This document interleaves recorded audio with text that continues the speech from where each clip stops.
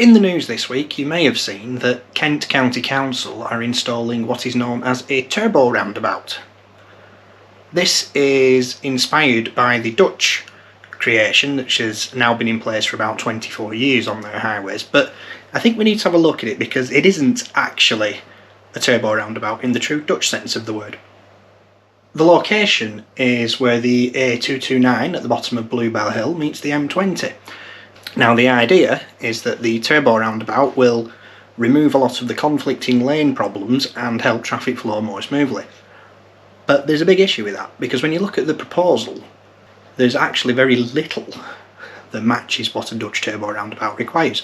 So I'm going to give you a very quick rundown as to why this is actually a misnomer and this junction is just an advanced spiral roundabout rather than anything innovative.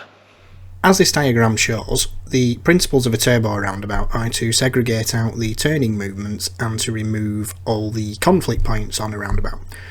These in the Netherlands are only ever intended for major arterial roads and aren't intended for pedestrians or cyclists to cross them on the level. Instead, pedestrians and cyclists are usually diverted away via footbridges, underpasses or alternative routes. Where they do cross on the level, they tend to be further away from the roundabout itself and use a signalised crossing. A decade ago, Bedford Council installed their take on a turbo roundabout in the town centre. This was not very well received by cycling groups for the reasons stated in the principles. It didn't really remove the conflict, and because of various issues such as the Motorcycle Action Group complaining about the physical segregation between traffic lanes, all that's happened is that the layout has become a painted roundabout that drivers don't really understand, and it set the concept back a lot.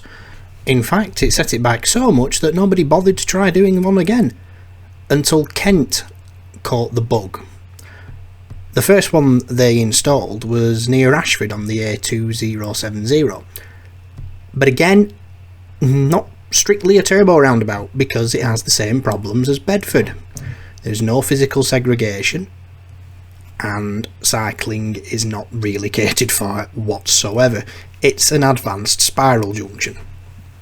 Despite this, the junction doesn't seem to have caused that many problems because it hasn't been in the press very often.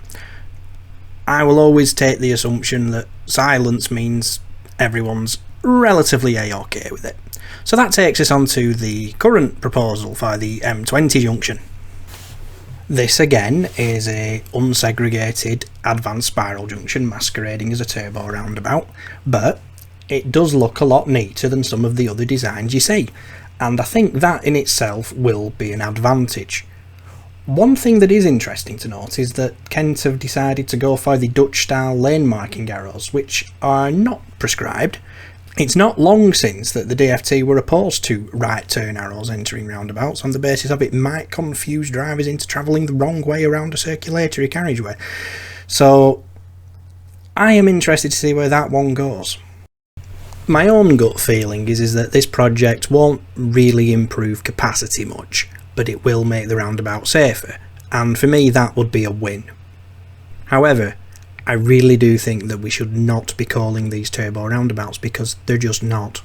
They are a variation on the theme. It's that classic British problem where we reinvent something that is proven to work elsewhere because our rigid and inflexible design manuals, which, let's be honest, are increasingly becoming unfit for purpose, do not allow engineers the flexibility and adaptation that 21st century traffic planning requires. The sooner they're rewritten, the better, quite honestly. And there you have it. So that's the ins and outs of this proposal. Do you think it's a good idea? Do you think it's a bad idea? Comments as usual, keep it civil, all the usual. And I will catch you next time. Take care for now. Bye.